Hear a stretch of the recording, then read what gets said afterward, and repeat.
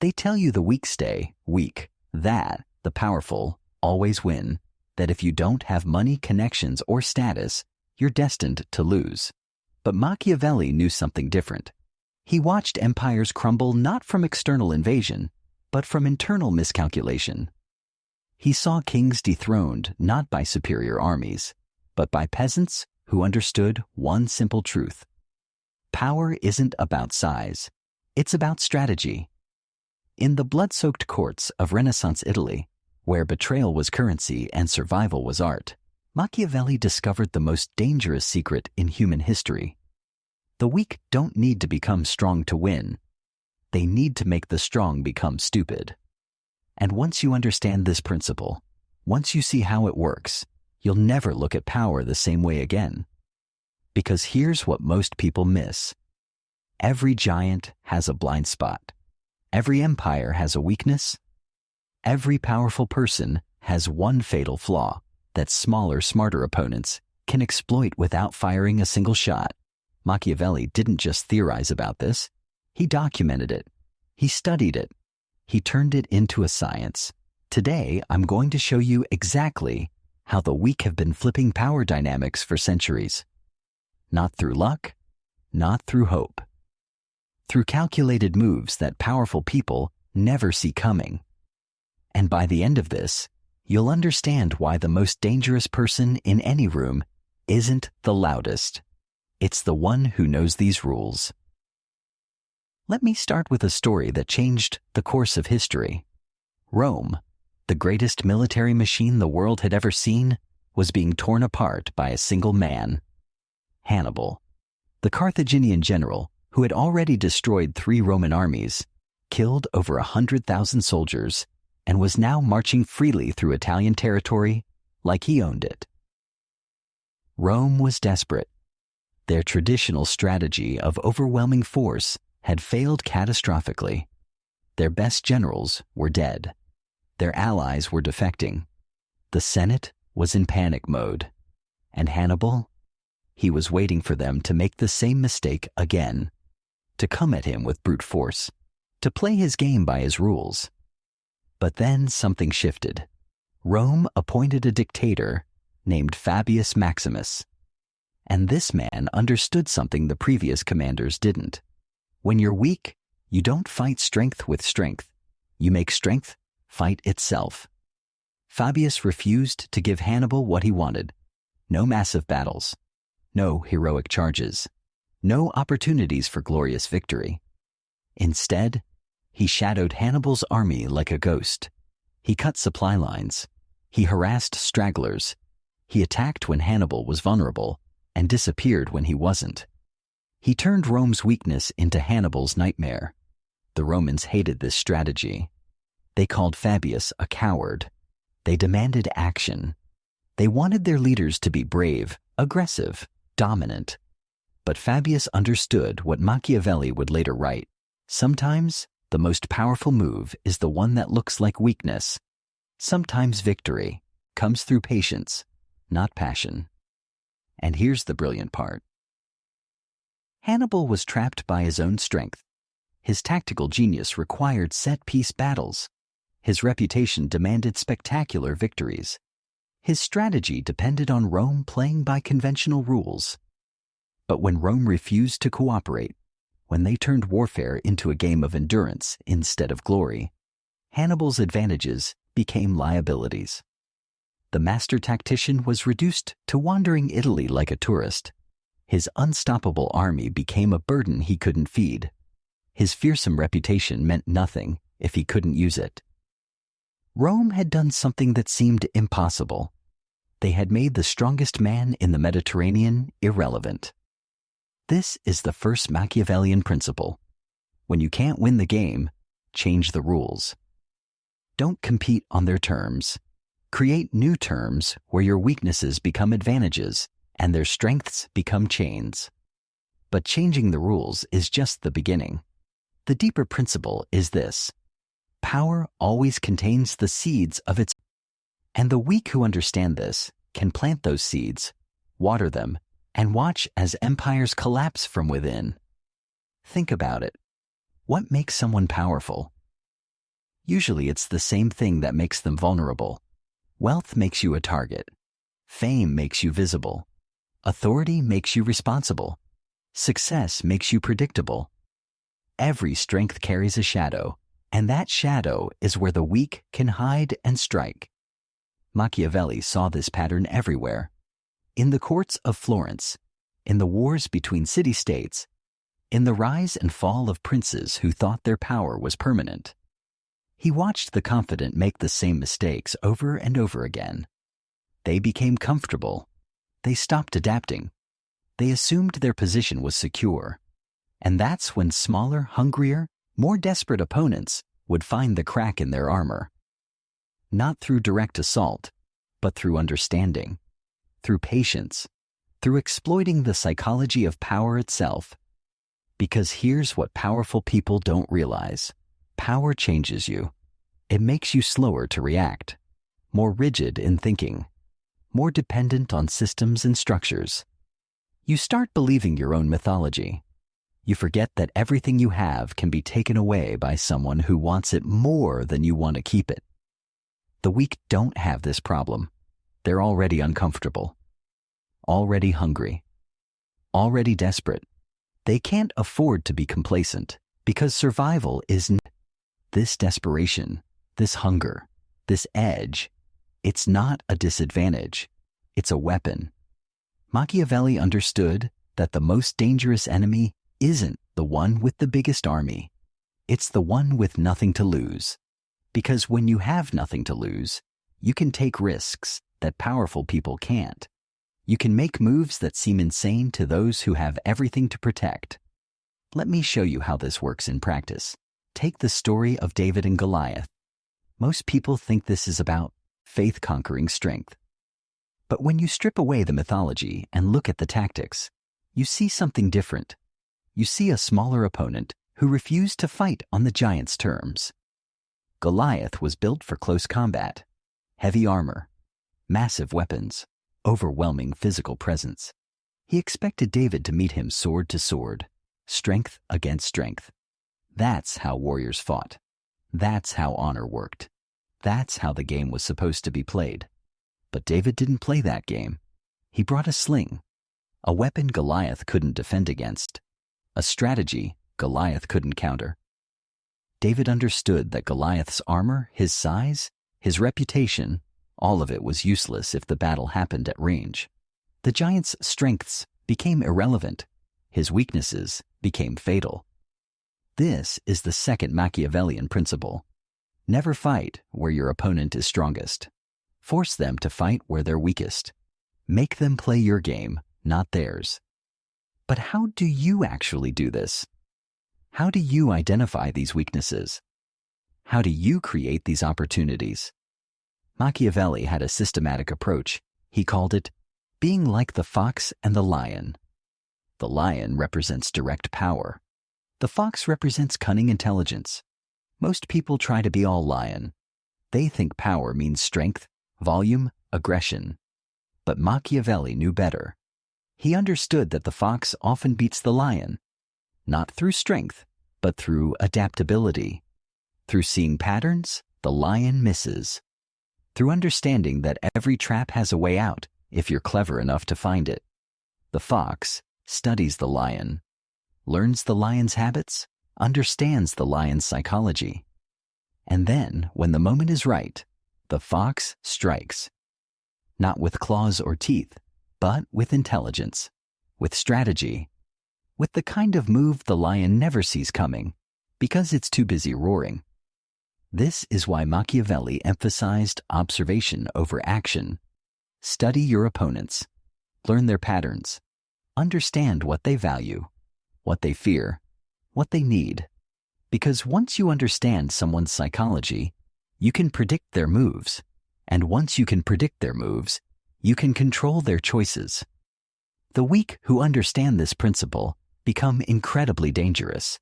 They don't need resources. They don't need status. They just need information. And information, when used correctly, is the most powerful weapon in the world. Now let me show you how this information warfare actually works. how the weak turn knowledge into leverage without anyone realizing what's happening. Machiavelli observed something crucial in the Italian courts. The most successful manipulators weren't the ones who lied constantly. They were the ones who told selective truths at precisely the right moments.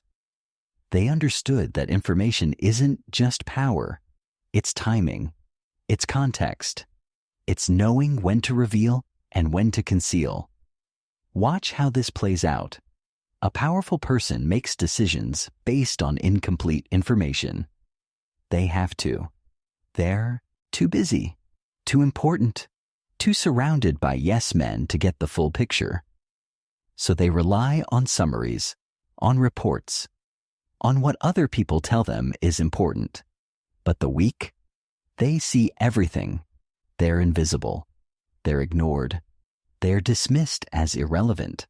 And this invisibility becomes their greatest asset, because while the powerful are performing power, the weak are gathering intelligence. Here's the trap. Powerful people assume that if something was important, someone would have told them. They delegate information gathering to subordinates. They trust their systems. They believe their filters are working.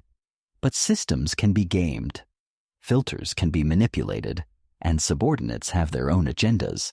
The weak exploit this gap. They become the source of information the powerful person didn't know they needed. They position themselves as the only one who truly understands what's happening. They make themselves indispensable, not through strength, but through insight. Machiavelli saw this pattern repeat endlessly. A prince would surround himself with advisors who told him what he wanted to hear.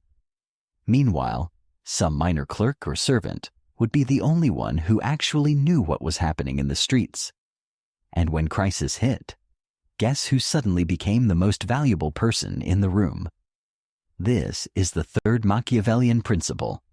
Control the information flow, and you control the decision maker. You don't need to be in charge. You just need to be indispensable to whoever is. But information warfare is just one tool. The deeper strategy is psychological.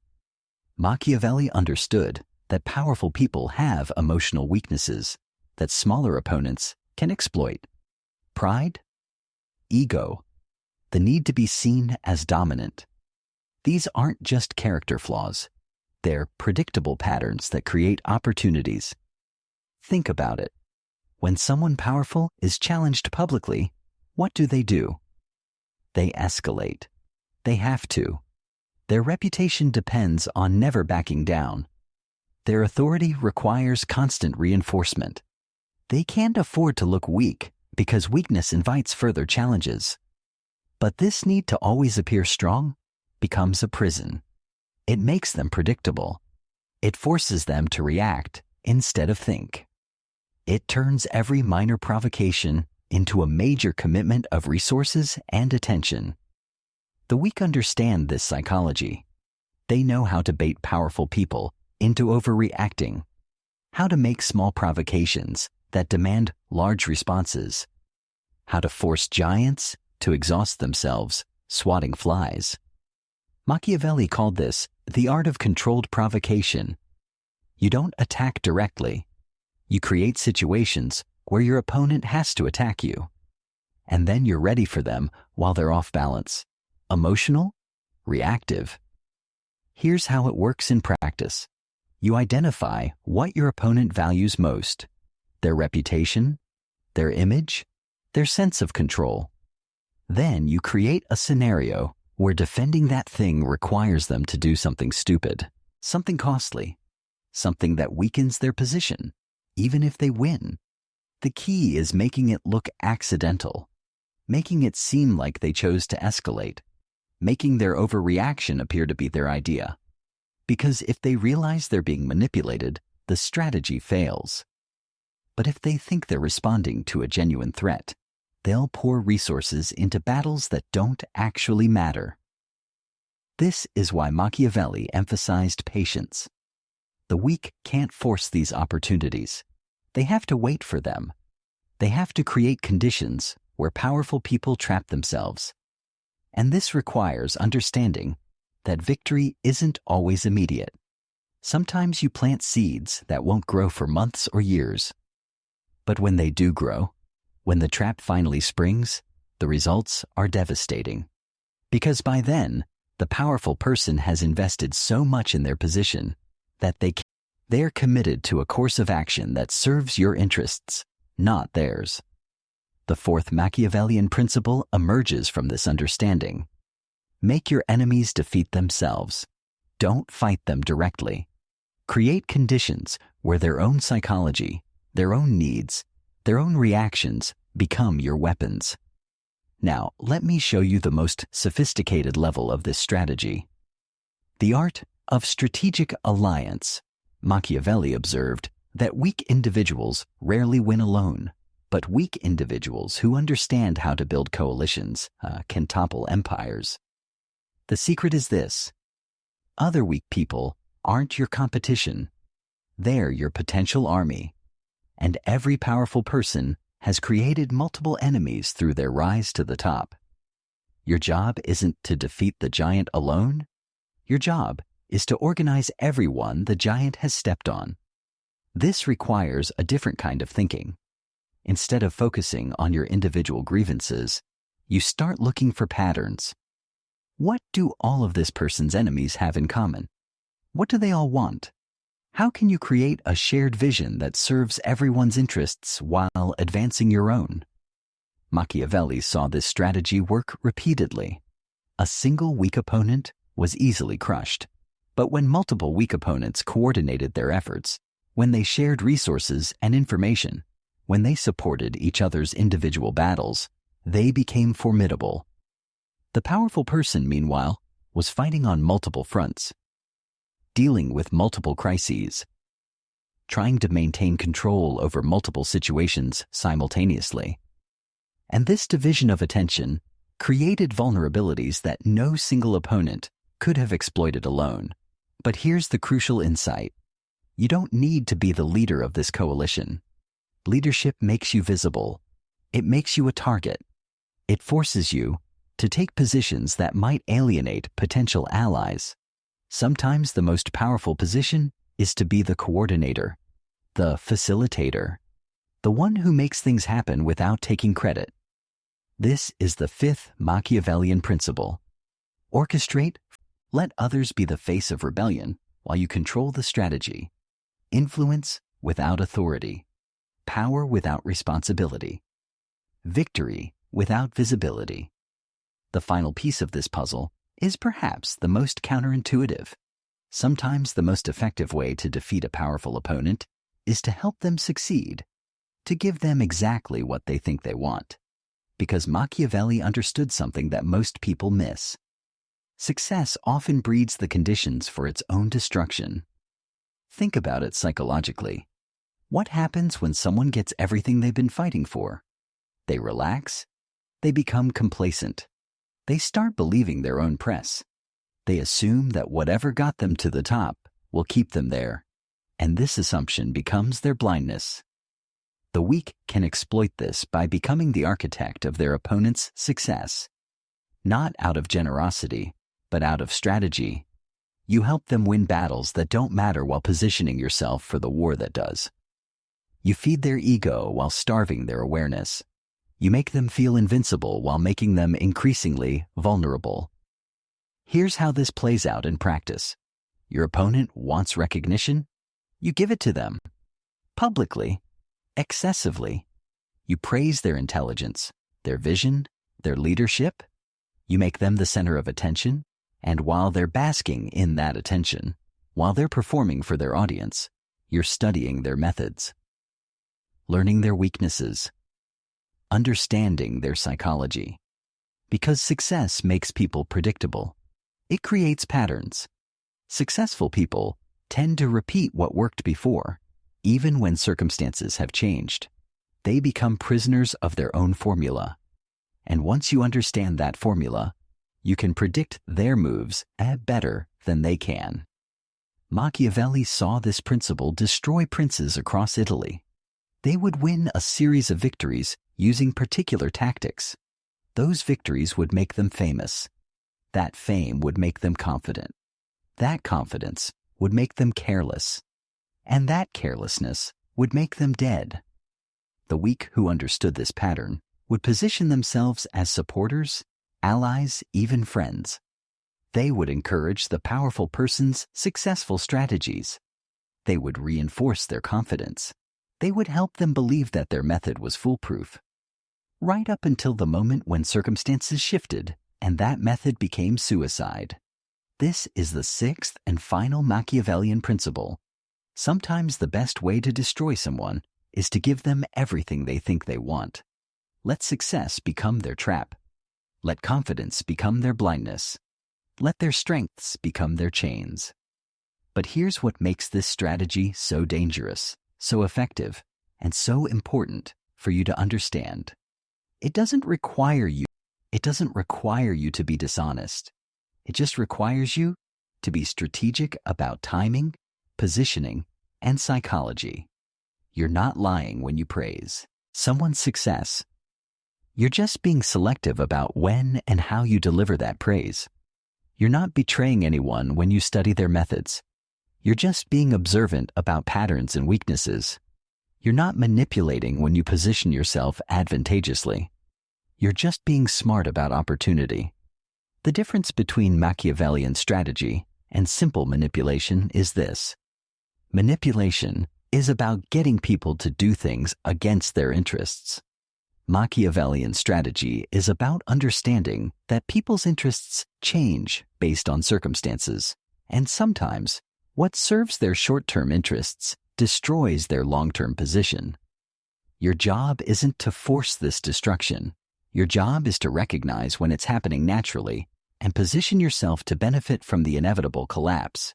Because collapse is inevitable. Power structures always break down eventually. The question isn't whether they'll fall.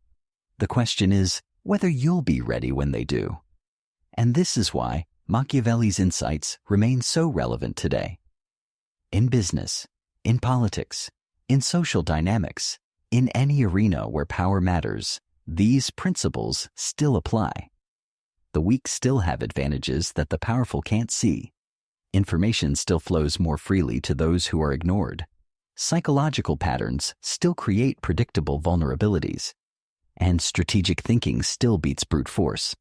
The person reading this right now, the one who feels overlooked, underestimated, dismissed by those in power, you're not as helpless as you think.